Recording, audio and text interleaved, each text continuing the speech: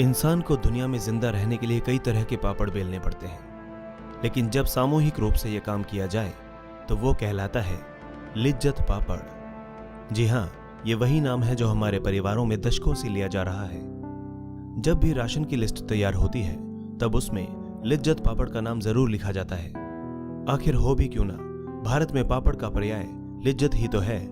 पर जिस रोज लिज्जत पापड़ का पहला पापड़ बेला गया था तब किसी ने ये नहीं सोचा था कि एक दिन पूरा देश इसके स्वाद का दीवाना होगा और हजारों महिलाओं के घर की रोजी रोटी इससे चलेगी। यूं तो रास्ते में कई मुश्किलें आईं, पर सबको पार करते हुए सरकार से कोई आर्थिक सहायता लिए बिना लिज्जत पापड़ की अनवरत यात्रा आज भी जारी है। तो चलिए लिज्जत पापड़ के स्वाद को एक बार उसकी कहानी के जरिए चखते हैं। मुंह में स्वाद घोल देने वाले लिज्जत पापड़ की शुरुआत किसी बड़े उद्योग या फिर पैसे कमाने के उद्देश्य से नहीं हुई, बल्कि 1959 में मुंबई में रहने वाली जसवंती बेन ने अपने परिवार की आमदनी बढ़ाने के लिए ये काम शुरू किया था। इस काम को करने वाली वे अकेली नहीं थीं, बल्कि उनके साथ थीं 6 और महिलाएं। इन महिलाओं के सामने सबसे बड़ी समस्या थी कि वे अपने परिवार के खर्च को कैसे संभालें। पहले सामान खरीदने में कटौती की, फिर कम खाना शुरू कर दिया, पर यह समस्या का हल नहीं था। ये महिलाएं पढ़ी लिखी नहीं थी, इसलिए नौकरी मिलना भी संभव नहीं था। जिन्हें अक्षर ज्ञान था वे परिवार की बंदिशों में थीं। तो अब एक ही रास्ता था, कुछ ऐसा काम किया जाए जिसके लिए घर के बाहर भी ना जाना पड़े और पैसे भी आ जाएं। उनके पास घर के काम खत्म करने के बाद काफी समय बचता था, जिसमें वे अपना व्यवसाय कर सकती थीं। पर समस्या ये थी कि आखिर क्या किया जाए। सभी महिलाएं गुजराती परिवार से थीं, तो जाहिर है उन्हें पापड़ खाखरा बनाने में महारत हासिल थी। जसवंती जमुनादास पोपट ने तय किया कि वे यही काम करेंगी।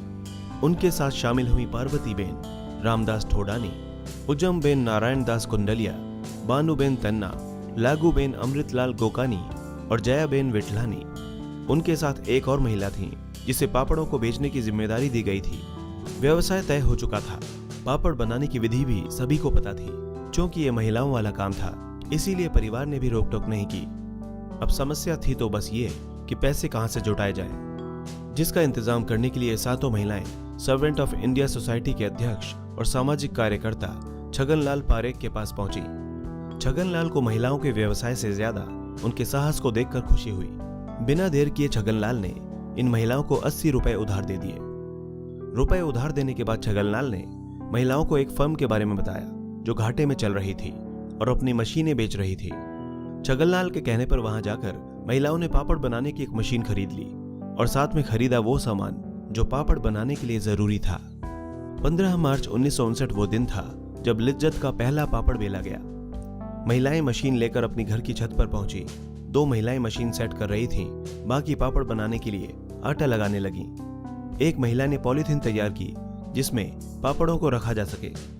2 घंटे में ये काम खत्म करने के बाद आटे की पहली लोई मशीन में रखी गई और 1 मिनट से भी कम समय में पापड़ बनकर तैयार हो गया। पहला पापड़ देखकर सातों महिलाओं के चेहरे पर ऐसी मुस्कान आई जैसे कोई हीरा तराशा गया हो। कुछ ही घंटों में इतने पापड़ तैयार हो गए थे कि उनके 4 पैकेट बनाए जा सके। ये पहला प्रयोग था, इसलिए केवल 4 पैकेट तैयार करने पर काम रोक दिया गया। इस सब के बाद इन पैकेट्स को जाने माने व्यापारी भूलेश्वर को बेच दिया गया। भूलेश्वर ने कहा कि यदि पापड़ बिक गए और मांग बढ़ी तो पहला ऑर्डर उन्हीं की तरफ से आएगा। अब इंतजार था उस सुबह का जब पापड़ों के सभी पैकेट बिक जाएं। आखिर मेहनत रंग लाई। 4 पैकेट से 40 और 40 से 400 तक पहुंचने में वक्त नहीं लगा। खास बात यह थी कि सातों महिलाओं ने तय किया था कि वे इस व्यवसाय के लिए किसी से चंदा नहीं मांगेंगी, चाहे हमारा व्यवसाय घाटे में ही क्यों ना चला जाए। कुछ महीनों की मेहनत के बाद ही उन्होंने 80 रुपए का उधार चुका दिया था। इसके बाद उन्होंने बचे हुए पैसों से पापड़ बनाने का और सामान खरीद लिया और कुछ पैसे आपस में बांट लिए। छगनलाल को महिलाओं की मेहनत पर पूरा यकीन था, सो उन्होंने उनका मार्गदर्शन किया। पहले 2 प्रकार के पापड़ बनाए गए जो क्वालिटी के हिसाब से महंगे और सस्ते थे। इसके बाद छगनलाल ने उन्हें स्टैंडर्ड पापड़ बनाने के सुझाव दिए, जिसमें किसी भी स्थिति में क्वालिटी से समझौता ना किया जाए। छगनलाल ने महिलाओं के इस समूह को व्यापार करने का हुनर भी सिखाया, ग्राहकों से बात करना, उनकी मांग समझना और घाटे से उबरने की तकनीक भी बताई। इसके साथ ही खुद उनके व्यापार का लेखा जोखा भी उन्होंने ही संभालना शुरू कर दिया था। 3 महीनों की मेहनत के बाद ही 7 सहेलियों के समूह ने कोऑपरेटिव सिस्टम का रूप ले लिया, जिसके तहत और जरूरतमंद महिलाओं को जोड़ा गया। कॉलेज जाने वाली लड़कियां भी इसकी सदस्य बनने लगी थी। सदस्य बनने की न्यूनतम आयु 18 वर्ष तय की गई और अधिकतम सीमा का कोई निर्धारण नहीं किया गया, जिसके कारण हर उम्र की महिला इस समूह में शामिल होती गई। 3 महीने के अंदर ही 7 से बढ़कर 25 महिलाएं हो गई थीं। पहले साल में इनकी वार्षिक आय 6,196 रुपए हुई। आपको बता दें कि उस दौर में यह रकम बहुत बड़ी थी।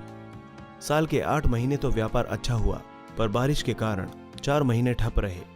चूंकि धूप नहीं निकलने के कारण पापड़ सूखते नहीं थे। एक साल तो यूं ही निकला, पर जब अगले साल बारिश आई तो महिलाओं ने पापड़ सुखाने का एक नया तरीका इजाद कर लिया था।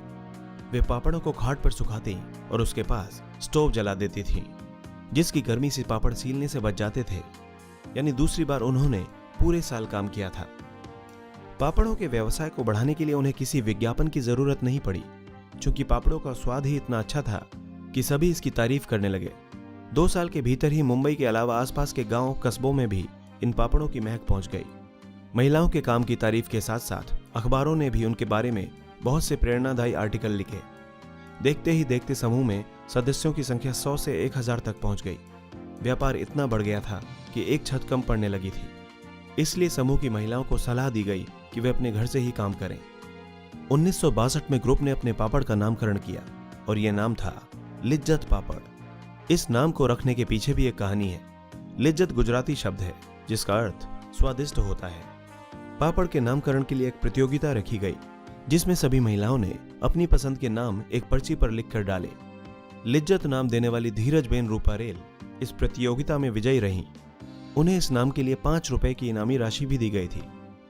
इस ऑर्गेनाइजेशन का नाम श्री महिला गृह उद्योग लिज्जत पापड़ रखा गया।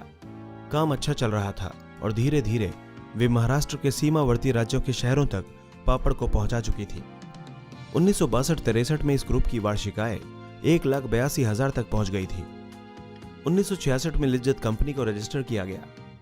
लिज्जत ने 70 के दशक में आटा चक्की, प्रिंटिंग डिवीजन और पैकिंग की मशीनें खरीदी। इसके साथ ही महिलाओं ने पापड़ के अलावा खाकरा, मसाला, वादी और बेकरी प्रोडक्ट बनाना भी शुरू कर दिया। साथ में अगरबत्ती बनाने का काम भी किया गया, पर उसमें खास मुनाफा नहीं हुआ। 80 के दशक में लिज्जत ने देश भर के मेलों में अपने स्टॉल लगाने शुरू कर दिए। हर दुकान पर लिज्जत के बैनर दिखाई देने लगे। लिज्जत के पैकेट पर बनी यानी कि खरगोश के पपेट को छापा गया। बनी का निर्माण ही लिज्जत के प्रचार प्रसार के लिए किया गया था। यह टीवी के विज्ञापन का हिस्सा भी था। फिर बनी के नाम से लिज्जत देश विदेश तक पहुंचने लगा। 80 और 90 के दशक में यह विज्ञापन बहुत मशहूर हुए। साल 2002 में लिज्जत का टर्नओवर 10 करोड़ तक पहुंच गया। 15 मार्च 2009 को लिज्जत ने अपनी 50वीं वर्षगांठ मनाई। तब तक इस ग्रुप ने भारत में 62,000 शाखाओं को तैयार कर लिया था, जिसमें करीब 45,000 से ज्यादा महिलाएं काम कर रही थीं। लिज्जत ग्रुप की एक बड़ी अच्छी परंपरा ये रही है कि यहाँ काम करने वाली हर महिला को बहन शब्द से संबोधित किया जाता है। ब्रिटेन, अमेरिका, मध्य पूर्व के देशों, Thailand, Singapore, Hong Kong, Holland, Japan और ऑस्ट्रेलिया जैसे देशों में भी लिज्जत पापड़ अपनी पहचान बना चुका है। लिज्जत अपनी सदस्य बहनों के बच्चों को 10वीं और 12वीं परीक्षा पास करने के बाद स्कॉलरशिप भी प्रदान करता है। इसके अलावा न्यूनतम ब्याज दर और बिना किसी गारंटी के ग्रुप महिलाओं को लोन भी देता है। 1998-99 और साल 2000-2001 में सर्वोत्तम कुटीर उद्योग का पुरस्कार अपने नाम कर चुका लिज्जत पापड़ हर साल उपलब्धियों के झंडे गाड़ रहा है। 2005 में देश के तत्कालीन राष्ट्रपति डॉक्टर APJ अब्दुल कलाम ने संस्थान को ब्रांड इक्विटी अवार्ड से नवाजा था। 2010-11 में लिज्जत पापड़ को पावर ब्रांड के रूप में चयनित किया गया। जाहिर है कि लिज्जत पापड़ की सक्सेस स्टोरी सुनने के बाद अब आपको पापड़ बेलना मूर्खतापूर्ण नहीं लगेगा। संपूर्ण ईवी सैल्यूट करता है हर उन सामाजिक उद्यमियों को जिनका उद्देश्य सिर्फ अपने लिए व्यापार करना नहीं, बल्कि अपने व्यापार की मदद से पूरे समाज में सामाजिक बदलाव लाना है। जय हिंद।